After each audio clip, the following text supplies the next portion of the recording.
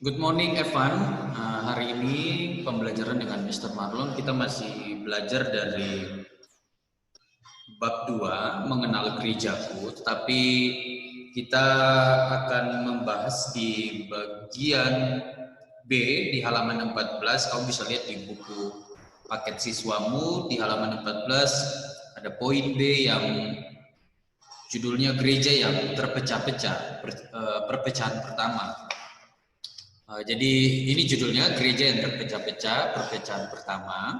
Mister kasih gambar retak ya, dan ada gambar orang-orang dengan warna mereka sendiri ya. Mungkin seperti gereja-gereja saat ini ya, ada GPDI dengan warnanya sendiri, ada GBI dengan liturgi mereka, ada GKI ya, ada GSJA dengan cara-cara ibadahnya sendiri ya. Dan Mister ada gambarkan retak. Meskipun tidak semua salah ya, tetapi ya dengan adanya banyak gereja sebenarnya itu menunjukkan ada keretakan di antara kita. Judul yang tadi bisa katakan di poin B, gereja yang terpecah-pecah, perpecahan pertama.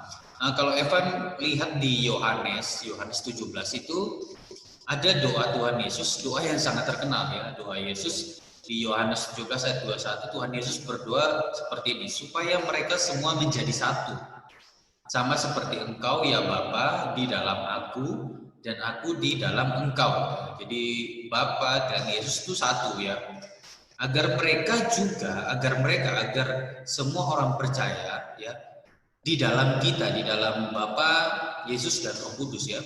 Supaya dunia percaya bahwa engkaulah yang telah mengutus aku ya, bahwa Bapa yang mengutus Yesus. Jadi doa Yesus intinya supaya kita tetap menjadi satu ya.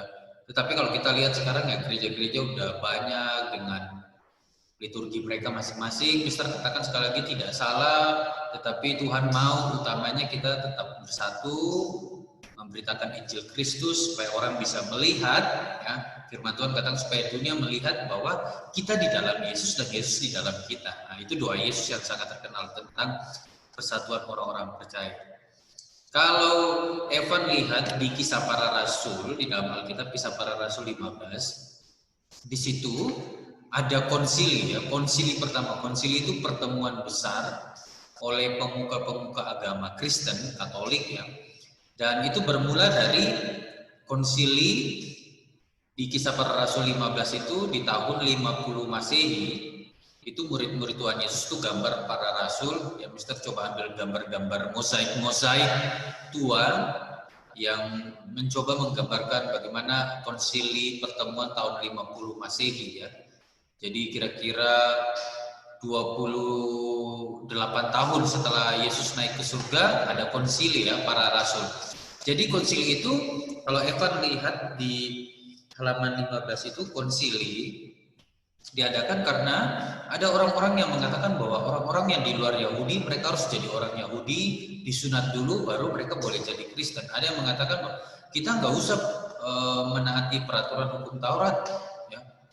Kan kita udah kenal Kristus, jadi kita nggak perlu sunat. Ya memang kita nggak perlu sunat, tetapi pada saat itu orang harus menjaga hidup mereka.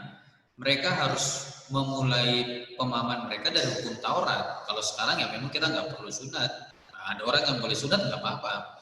Tetapi pada saat itu ada terjadi pertentangan yang seperti Mister katakan. Dan juga ada tentang makanan-makanan, apakah boleh karena hukum Taurat katakan tidak seperti ini. Apakah karena kita sudah percaya kepada Kristus berarti kita boleh sembarangan. Akhirnya murid-murid mereka mengadakan pertemuan di Yerusalem tahun 50 Masehi.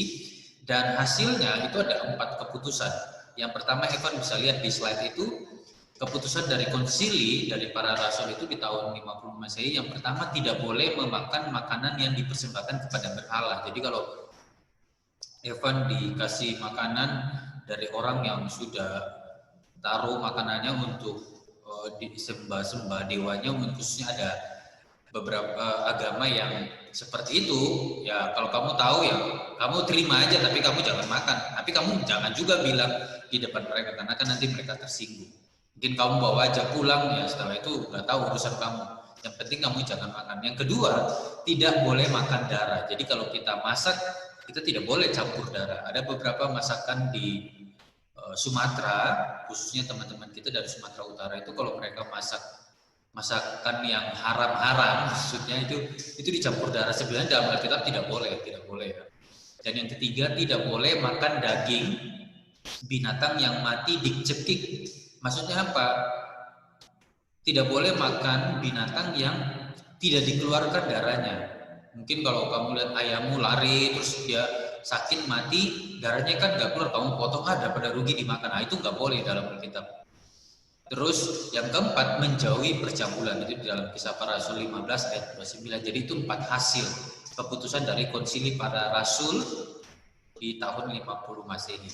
Ini awal-awal gereja masih bersatu.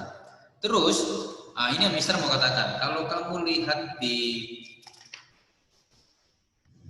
halaman 16, kalau kamu baca nanti di 1 Korintus pasal 1, itu ada terjadi kultus. Kultus itu maksudnya pengagungan kepada seseorang yang menurut mereka orang ini patut diteladani, bahkan seluruh hidupnya itu perlu dicontoh. Kultus individu namanya. Di dalam 1 Korintus pasal 1 nanti kamu temukan di situ ada jemaat-jemaat di Korintus katakan bahwa kami golongan Paulus karena Paulus yang merintis gereja ini. Kami golongan Kefas karena Kefas adalah pemimpin dari para rasul. Kami golongan Apolos karena Apolos adalah pengkhotbah yang terkenal. Kami adalah, bahkan ada yang katakan kami adalah golongan Yesus Kristus karena Yesus adalah Tuhan. Meskipun seperti kelihatannya percaya kepada Yesus Kristus dan berpihak kepada Tuhan, tetapi sebenarnya itu menciptakan sebuah keretakan lagi.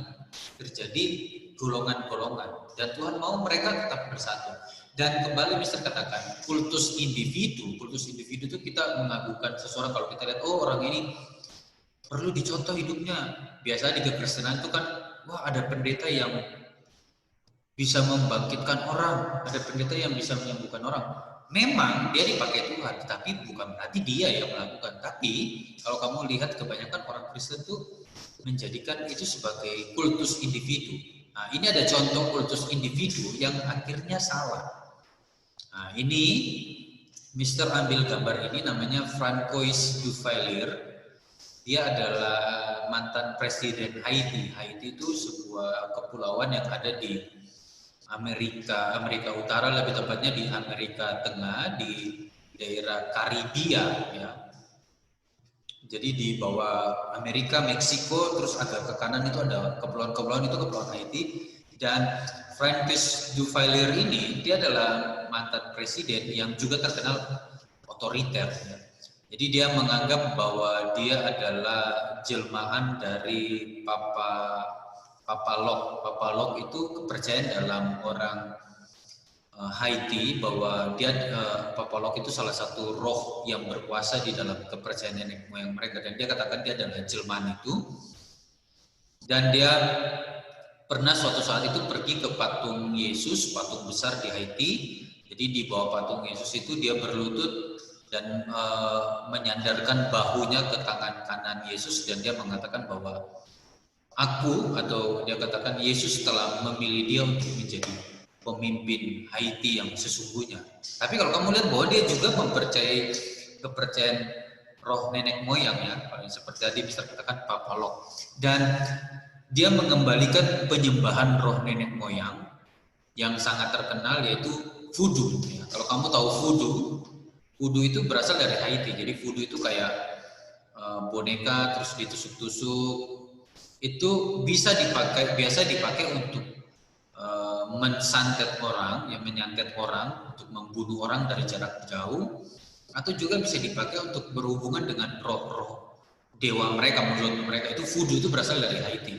Dan Francois Duvalier ini dia mengatakan selain dia sebagai presiden, sebagai jelmaan Papa Lok, salah satu roh yang berkuasa di kepercayaan Haiti di dalam voodoo, dia juga katanya dia menjadi pendeta untuk kepercayaan voodoo seluruh Haiti. Jadi ini salah satu contoh pendeta voodoo di Haiti. Jadi itu patung-patung ya, ada tempayan-tempayan, ada tulang-tulang hewan ya, ada gigi hewan yang dipakai, baju-baju dari kulit binatang.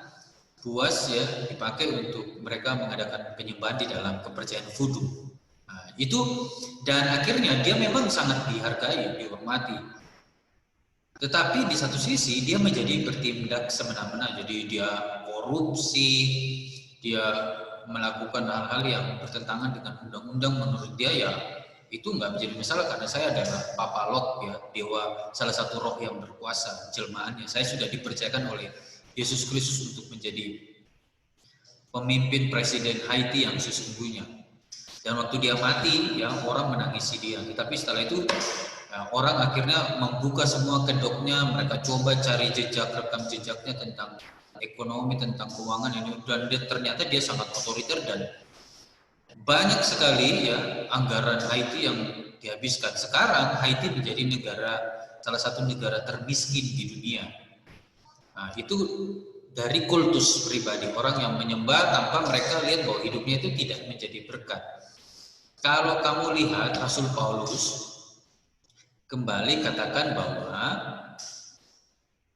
semua gereja itu harus seperti anggota tubuh. Nanti Evan lihat di 1 Korintus bagian 1 bagian 2, Paulus bilang bahwa ada berbagai anggota tubuh, tetapi mereka bekerja sama, saling mendukung. Tidak mungkin kaki berjalan sendiri ya, tanpa memerlukan bantuan otak, kepala untuk berpikir, ya, mata untuk melihat, menuntun.